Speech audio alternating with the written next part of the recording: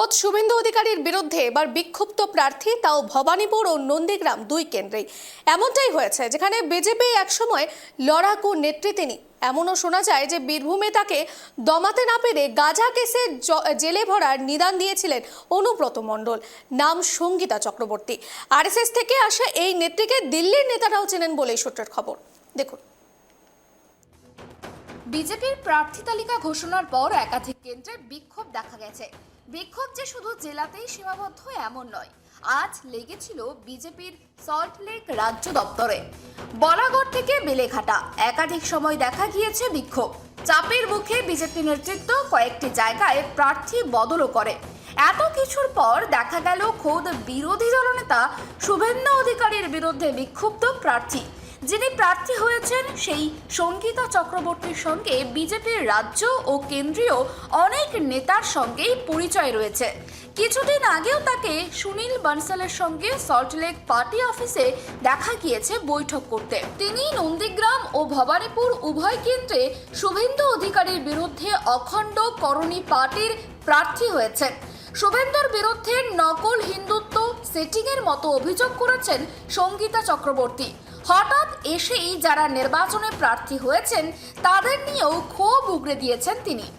এখন বহুদিন ধরে বিজেপিটা করে এসেছি এবং বিজেপির ঘরানায় আমরা দেখেছি যে সেখানে হরিপদ ভারতী থেকে শুরু করে দীনদয়াল উপাধ্যায় এবং শ্যামাপ্রসাদ মুখার্জির আচরণে বিজেপির মধ্যে যে সংবিধান এবং রেজিমেন্টেড পার্টি হিসাবে বিজেপি পার্টির মধ্যে কোন রকম ভাবে পরিবারতন্ত্র এবং হিন্দুইজম, যেটা আমরা হিন্দুত্ব মেনে যে কাজ করি, সেই সংবিধানটা কোথাও গিয়ে ক্ষুণ্ণ হচ্ছিল এবং সেখানে পরিবারতন্ত্র এবং তার কথা মতো দাদার অনুগামী দিদির অনুগামী হয়ে কাজ করতে হবে, হিন্দুত্বের ওপর একটা যে আঘাত এবং নকল হিন্দুত্ববাদের একটা প্রচার সেটা চলছিল, যার জন্য আমরা প্রতিবাদ করি যে তাকে মমতা ব্যানার্জির সাথে যে 1-9-5-6 যে খেলাটা খেলা হয়েছিল নন্দীগ্রামে, সেই কেসটা বিগত 5 বছর ধরে হাইকোর্টে পড়ে থাকলেও কোনো রকম ভাবে নড়াচড়া না করে তাকে শুধুমাত্র বিরোধী দলনেতা হিসেবে ফেলে রেখে দিয়ে তার কাছ থেকে বহু কিছু তথ্য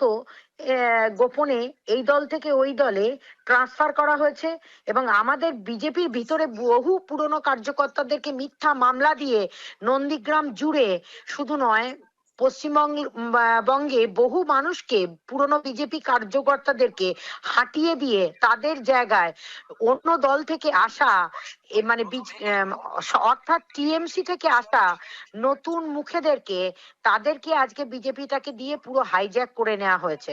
কৌস্তব বাগচি, এই যে মানব গুহ, এই যারা যারা এই সন্তু পান ওই দুদিনের মধ্যে আসছে, ওই সন্টু ফন্টু ঘন্টু দিয়ে এই সমস্ত ভরিয়ে দেওয়ার জায়গাগুলো এবং সেন্টু সেনাপতি কি সমস্ত সব নাম, সব চাকরি চুরির মামলায় যারা দুর্নীতিগ্রস্ত তাদেরকে দিয়ে আজকে পার্টির জায়গাগুলো দখল পাইয়ে দিয়েছে। তাই তার বিরুদ্ধেই আমাদের এই লড়াই এবং এই ঘোষণা চলছে এবং এই লড়াই চলছে।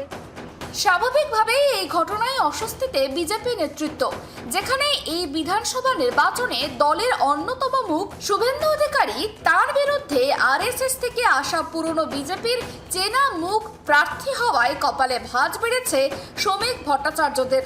নির্বাচনের আগে এই সমস্যার সমাধান পদ্ম নেতারা করতে পারেন কিনা এখন সেটাই দেখার। Bureau report, KTV Bangla.